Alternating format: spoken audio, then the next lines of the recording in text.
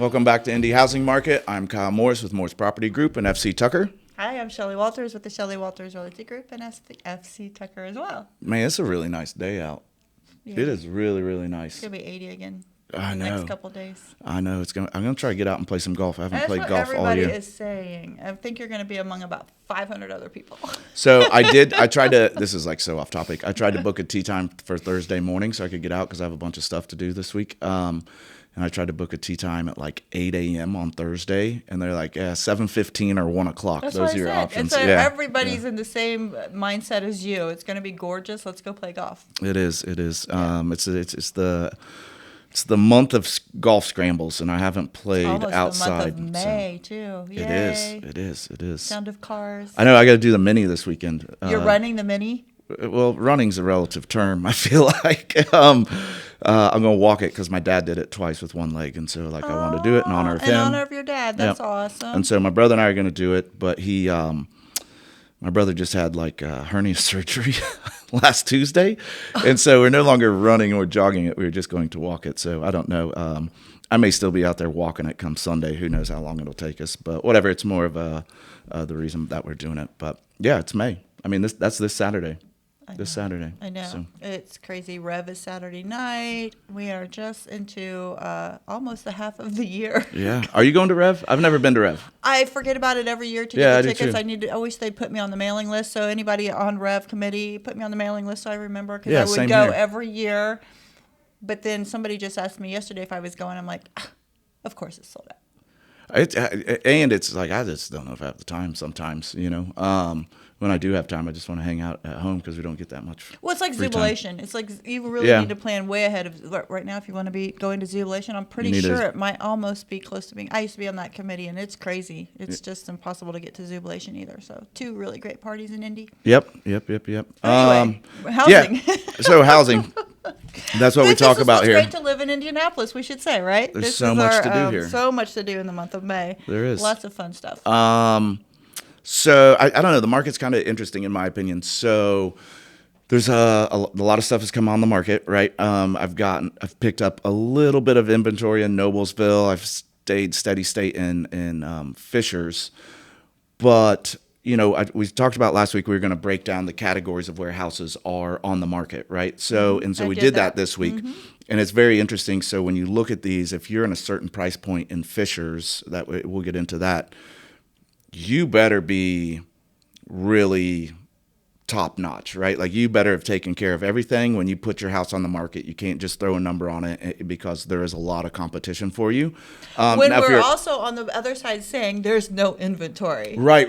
There's like no inventory except for this one subset that's everything. And that's right? the same for me in Carmel too. So like we've got a big spread of where there's a lot of houses on the market in every price point. So no inventory, but there is a lot of inventory. So how do we even, explain all that? But it is extremely important to be, as we've always said, put your house on the market ready to go. Yep. But if you're a buyer in these price points, you've got a lot to pick from, right? Which is really, really nice, quite honestly.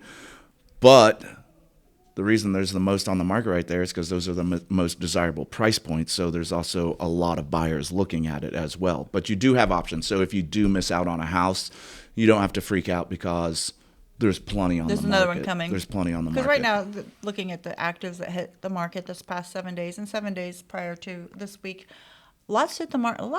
Comparable. A lot hit the market. And but, look, we're talking about the days on market for these buyers. You need to be out there and pick those houses really fast if they're a great house.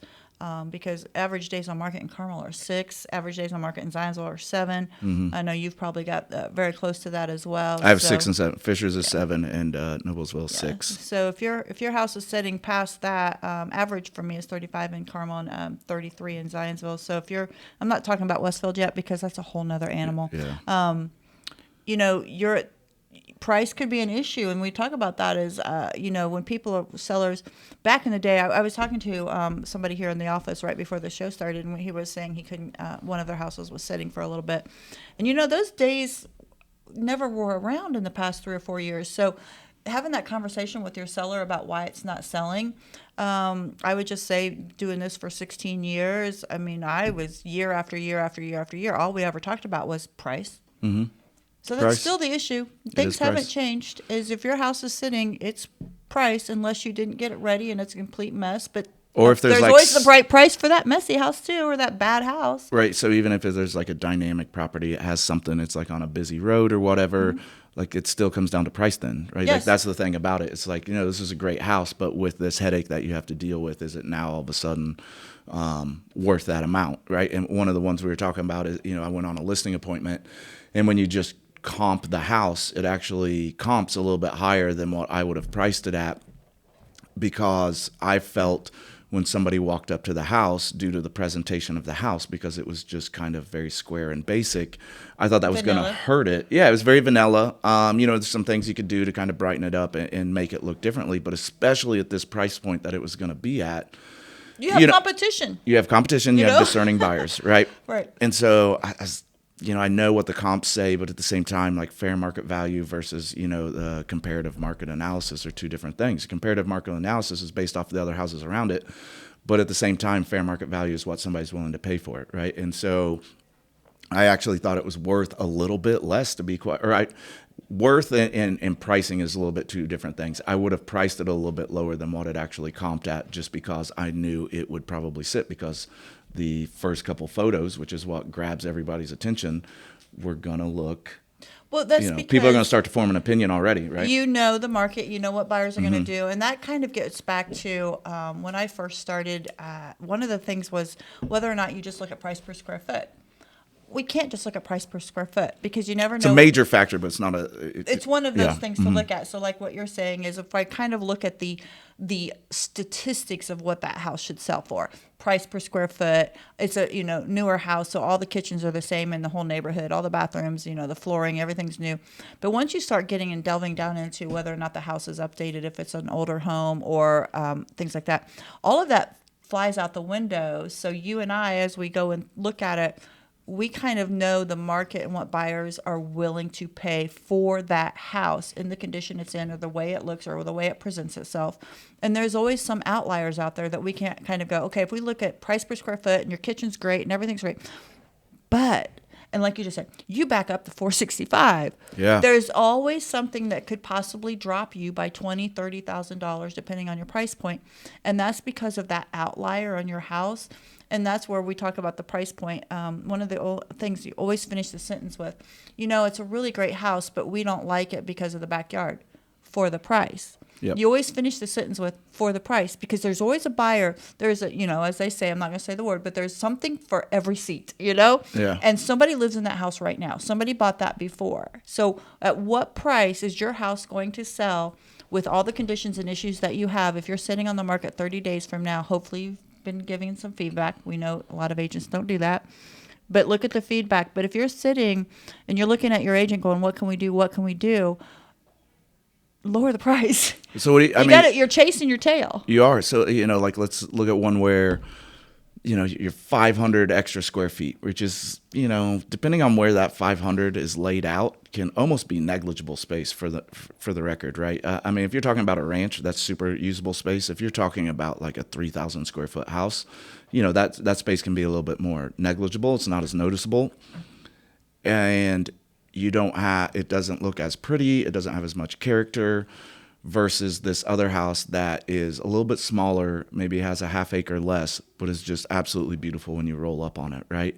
Somebody's going to buy that other house first. They just are. And so all of a sudden your price per square foot on that extra 500 feet doesn't super matter, because the other house is more desirable, and it will have a better fair market value based off of what somebody will pay for it. So there's just a lot that goes into it. Well, and just like even if you're in a neighborhood and a house is on a cul-de-sac, you can put the same two houses, one in the cul-de-sac and one at the very beginning of the neighborhood. Price per square foot, they're all built the same day, the same floor plan, same everything. Somebody's willing to pay more to be on that cul-de-sac. 100%, yes. So we always, when we're talking about the price, are coming up with what we see as all the intangibles as well as the tangibles. And we were talking about this when you're sitting down and having that conversation with your seller. We're there to be honest. we aren't there to hurt feelings. We aren't there to say your house is in bad condition or bad this or that. We're there to tell you what we honestly feel you should list your house at based on what we know. Yeah. And we don't want you to feel offended by it. But I'm not there to, as they call, buy the listing. Yeah. You know? I don't do that. So buying the listing means if I was going to come to you and I know somebody else is competing for it and I think the house should be sold at 300, some other agent might just come in and say it's worth 340 because They want the listing. they want the listing. I don't want your listing all day long if you're going to be upset with me 3, 4, 10 days in 'Cause today's it's market sitting. or 30 days into the market and go, what's going on? Yeah. Because I wanted to tell you honestly up front what you need to know Yep. to price it. But it's weird. So so this is what your house is worth. This is what I can sell it for, right? Those are kind of two different things to a certain extent, because there's other houses that are worth a certain amount, and I think I can sell it for more, right? Because I know how many are in any given category, Well, and I that's know what the we talk about, yeah. competition, right? Look at the competition you're going to go up against and change your price point accordingly. And I just could to get more into the Yeah. door of having people look at it. So let's talk about that. 100%. What are you seeing in your So in Fishers, I had from 200 to 300. Well, let's go sub 200 for a second. In Fishers, I had 0, but in Noblesville, I had 1. Okay, and it was like right at $100,000, which I thought was amazing. That there was a house for $100,000 in Noblesville. So there is stuff out there in some of these suburb areas that is sub 2, and not just sub 2. I mean, it's almost darn near sub 1. In Fishers, it was pretty from 200 to about 800,000. It was pretty similar. It was 13 on the market from 2 to 300, 19 on the market from 3 to 4. From 5 to 6, it was 19. From 6 to 7, it was 16. 7 to 8, it was 12. and those are current actives. Those are current actives. But that's a lot of houses. But the 4 to 500 range, I had 37. That's a lot of houses. that's- When we that's say a there's lot. no inventory, right? Don't you feel Yeah. like that's a lot of That's numbers a lot of houses. It's that a are lot of sitting on the houses. market right now? It's not a lot of houses for 1,000 buyers, but that's a lot of houses nonetheless compared to what we have had. But that $400,000 to $500,000 price range in Fishers, like, you better be buttoned up when you go on the market, because there is 37 on the market against you. The weird thing in Fishers, though, I thought was really interesting. I had 14 above $1 million.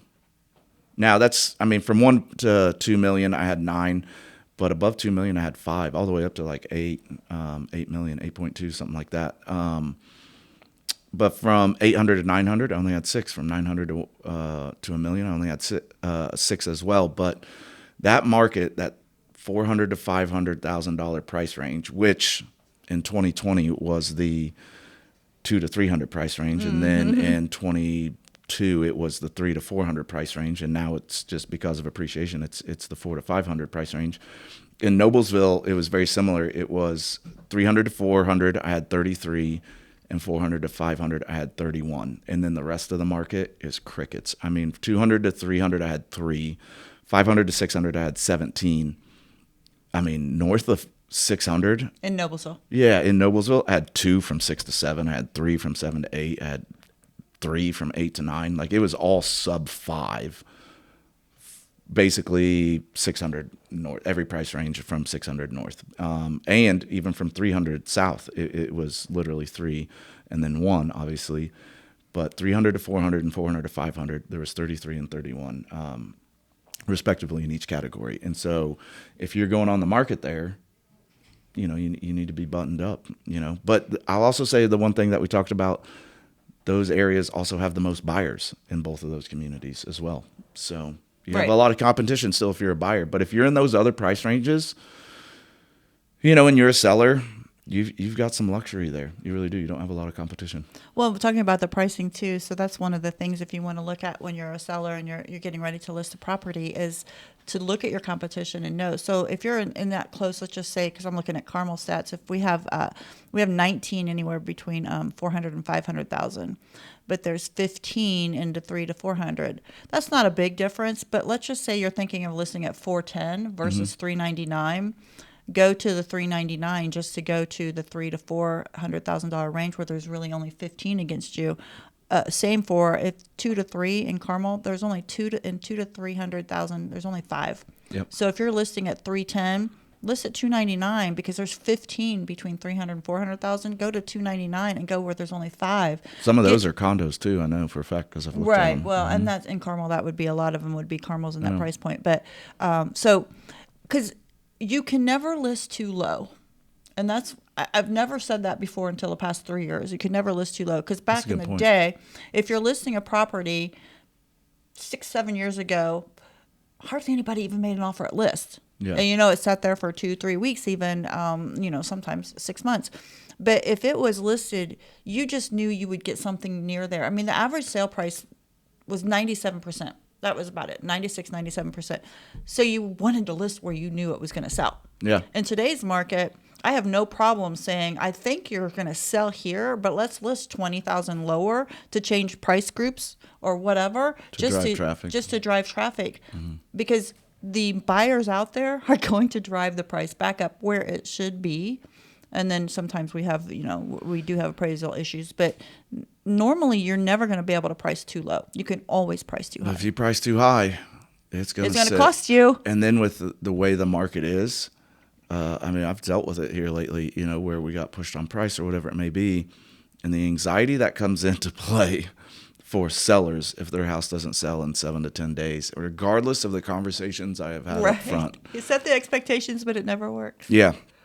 Yeah. I mean, there's it's a real thing. And it makes the experience unenjoyable for the client to a certain extent because, people start to spend that money in their head, as soon as they go on the market, honestly. That's what I see, regardless of the conversations I have with people. But yeah, we sit down and we have that conversation. And in today's conversation with my sellers, when I sit down with them, I can't predict where we're going to be in 4 to 5 days because it used to be that if I knew if it was a great house, we'd probably sell by Sunday. That's not always happening anymore. We are seeing an average day or median day 6, in Carmel, 7 in Zionsville. But that's not every house because if you look at the average, we're looking at 30. So your house is either going to sell or it's not on that first weekend. So I don't want any of my sellers to feel like this is a market where we're just going to constantly turn very quickly. Yeah. It's not like I like to look at the average days on market is about 30. Yeah. Remember, like a couple of years ago, basically, go get a hotel for the weekend. Yes. And come back on Sunday, your house will be sold. That right? was a definite conversation I was having. But like Noblesville, so the median is 6, right? But the average is 35 because I've got one I've only got 4 outliers. One's 201 days, one's 193 days, one's 92 days, and then there's one at like 30 something. I think it was 34. Everything after that is sub 13. Right. 13 but is the highest average means average. This is what your average going to deal with. Your average is 30s. So it's 30s everywhere. I'm going to talk about Westfield later because they're not the same. Yep. But so your average days on market is 30. So the seller's getting upset or scared or anxious at 7 days, even listing agents, is just sit back. It's okay. Our averages are in the 30s in all of these towns we're talking about. Yeah. I don't know. You just don't. You got to get into what was the original goal, right? The goal is to sell the house. We're going to buy another house. Now, sometimes I've had a disproportionate amount of conversations about people talking about contingents and that they can't get contingent offers. We've gotten multiple contingent offers accepted this year. I've got that one that kind of bugged me over the past month where they wouldn't take a contingent offer, and I watched them take a significant amount lower than what we would have paid for the property just because they wouldn't take it. But it is what it is. But we've had plenty of other agents that we've been very successful getting contingent offers done. If you got good agents and you know what the timelines are, you guys should be fine. So I do think that's a little odd that is still such a thing. And then also I was talking about it. I had to do an interview for a magazine yesterday, and they were talking about the missing middle and some of this,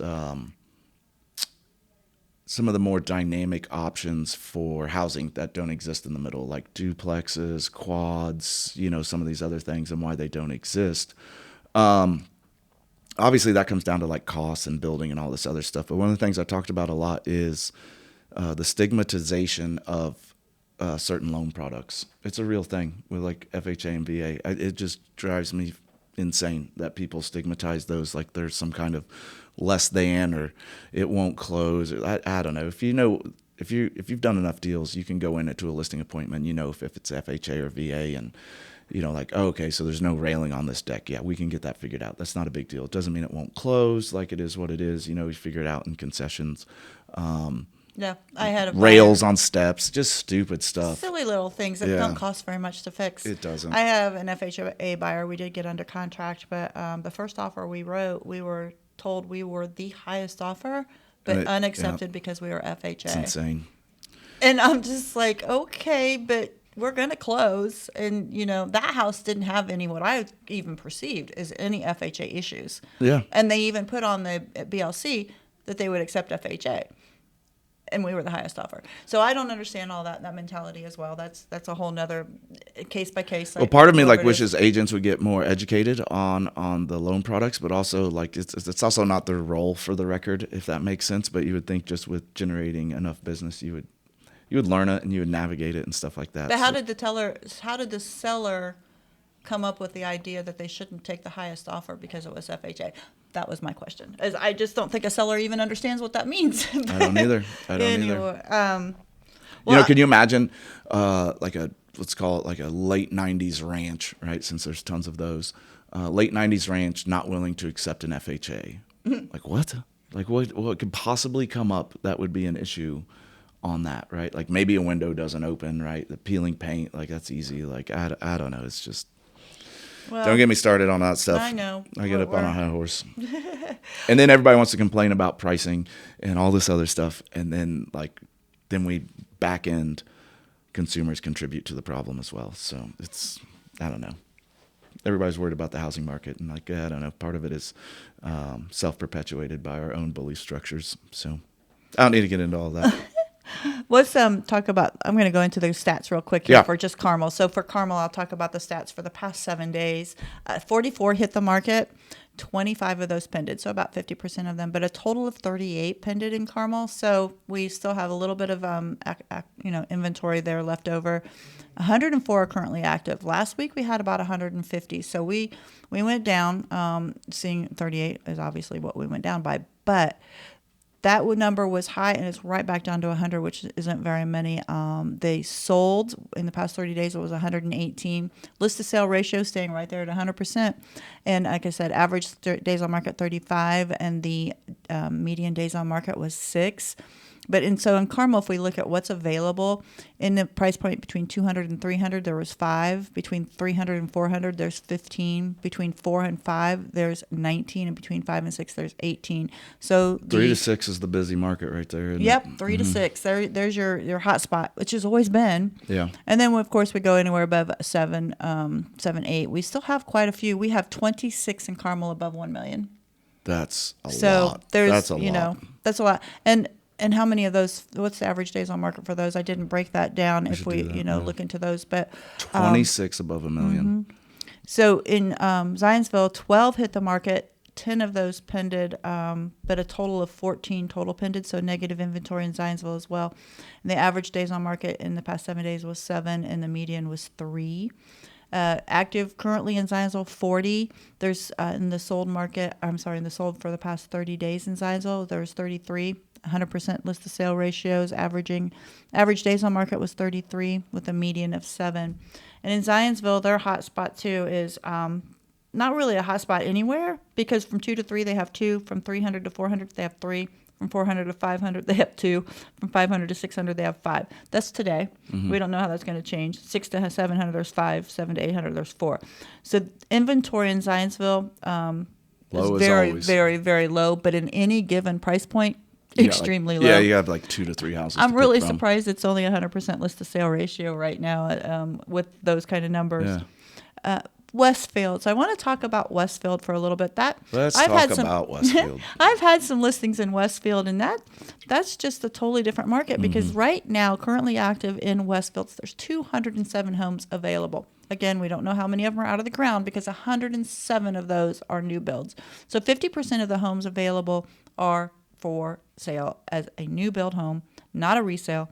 So if you are a resale house in Westfield and you're in the price point where those new builds are, you have some difficulty selling. But it's weird though, right? So my competition is new construction, but not everybody wants new construction, right? They want something that somebody's moved into, already experienced some of the headaches. And so it's just complicated, right? Because I've got a subset who doesn't want it because you're competing against new construction when it comes to price, and then you're also dealing with people with builders who have bought rates down and can provide Yes. concessions and lower rates, but at the same time, you may not get the timeline you want, right? So the thing with when you're looking at the new builds, why would you go to a new build versus the houses? Because in Westfield, not all the houses are old. They're all pretty new. They're all relative new. If we new want to talk builds, about yeah. that, so if you want to look at a house that may be 5 or 10 years old compared to getting a house at the same price that's brand new with a full warranty, buy down rate of 4.99 if that's available, it's just more difficult. So the average days on market in Westfield right now are 62.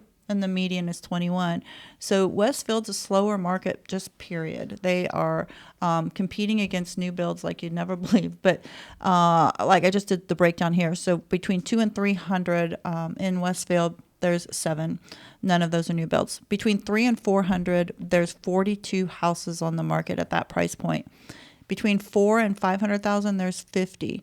32 of those are new builds. So 7 are resales. So if you're looking at that, in 500 to 600, there's 38. And then just trying to say, I don't know how to say it, the houses that are resales have such a strong in 4 to 5, 5 to 6, 6 to 7 competition with new build that if you're a newer house under 10 years, need to be very aggressive with your pricing. Can you imagine being like a 1970s house in Westfield up against that? Yeah. That would be tough. But a 1970s house probably has land though. So Yeah, or it's just more character, but it's Yeah. just Westville's it's just different. And like I said, I've had some listings up there, and you just really have to have a conversation with your sellers of what to expect. If your house is under 10 years of age, you're really, really against new builds. Yep.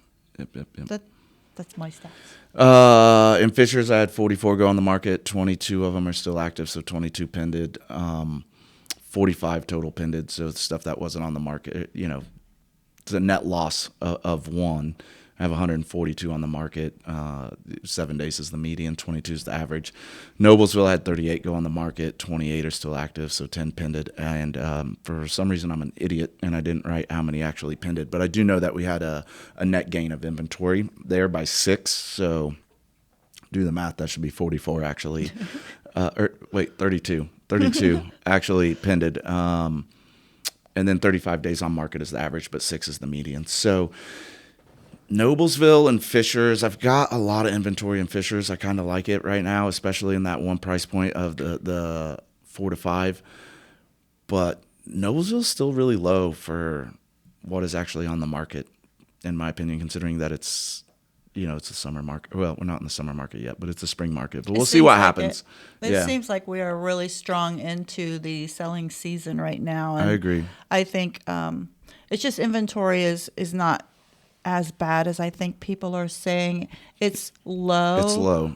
But it's been this low. It's nothing new. It's not extremely low, and it's not any unusual number compared to what we've been looking at. And depending on the price point that you're looking at, like there's like a ton of inventory, right? I think that's the thing. Well, that's why we broke it down this week, was to just kind of look at that. There's lots of houses in each price point. Again, whether or not it's what you're specifically looking for, but it's not only Zionsville, not 2 and 3 in every price point. And I'm seeing over list, but I'm not seeing crazy over list. Me neither. Yeah. I mean, maybe I see, it's price point dependent, right? Like I have seen it like, 60, 70, 80 over list, but you're talking north of $1 million, right? But, south of that, like, I don't know, 20 is kind of like the max I've seen. You think honestly. There's burnout on the buyers? I think that's what may make a house sit on the market also when those days on market are really higher. I think that it's something to do with the fact that buyers are just not wanting to do that anymore. They saw it happen. All those buyers that did that was one thing. But right now, buyers are looking at houses, and if it's listed and they think it's a little high, which is where I say you can never list it too low, they're going to sit and wait and see because they don't want to get in a bidding war on a house that they already think is a little high. Correct. And with interest rates still being up, 7. You don't want to pay 7.5% and a lot of money over the house. Yeah. Yeah. I mean, people did last year, right? Because you get desperate, get to me into June and we'll see what happens with this kind of a scenario. But I don't know. Fed also says they're going to drop the rate in May. It has gone back up. So where does it come down? Mm-hmm. Does it come down at all? I don't have a crystal ball by no means. I just know what they said. But I don't know, the market in certain areas is very healthy. That's my personal opinion. It's just not in every Yeah. subset of the market, if that makes sense. So more power to you if you're in those areas. You have a lot of options, but you also need to be way more proactive currently because stuff is going to be going quick in those areas because that's also where the most buyers are. So I would say if you are basically 300 to 600, which is, 3 markets, you need to be out there and very, very active. Anything outside of that, I would say there's not a lot out there. You've probably looked at everything already, but if you're a seller, you're in a strong position. You just are. Just there's not a lot out there. Yeah. So We're going to be there for a while. we are. But I hate to say luxury. You know how I feel about that word, but what we would consider here in Indianapolis as luxury, right? Which is north of 850, but at least locally it is. The luxury market for the north side in particular, but we'll definitely say Carmel and Fishers is insanely strong, like very, very strong, like 26 in Carmel. That's a ton in my opinion. Available. Looking at look, it'd be interesting to look and see what because I am taking into average days on market every price point, so it must not be too much out of. But I do see 100 days over 100 days on some of these, but that's still not very many compared to back in the day. Yeah. So I don't know. It's just interesting when we break it all down. I wish there was some stuff, more stuff that was in the 2s to 3s or even in the 1s to 2s. It is out there. You just need to go out there a little bit farther out. We're not talking about the markets, but they are out there, and it's just having an agent that can really help you delve into what will work for you, your drive time, your family, and all that stuff. But under 200 is available in markets, and you can find them. 100% you can. So, but like you said, it comes down to like, what do you want? Do you want to wait? Do you want to pay the price? Do you want to drive an extra 15 minutes to work? I don't know. It just waiting. depends. We've learned the prices are continually going up. My board just put out their stats for March, and it was we were already 6% up this year. 2024 is up 6% from last year. I believe it. So I'm curious where we end up. We at the end continually of the say year. the best time to buy was yesterday. Yep. For pricing. So the prices are not going to continue to come down. So if you're in the market, get out there. Yep. And if you're not, get out and go play golf, but make sure that you schedule your tee time more than 3 days in advance. Evidently, that's my lesson for the day. We still did find a tee time for the record, but get out and run. It's beautiful out there today, and it looks like that's what the weather's about to be like for the rest of the week for the most part. It is spring. It is. It's absolutely beautiful out. So go out there and go enjoy Indianapolis and everything that Indy has to offer. So that's all. So if you need to get a hold of me, my name's Kyle Morris. My number is 317-649-5122 with Morris Property Group and FC Tucker.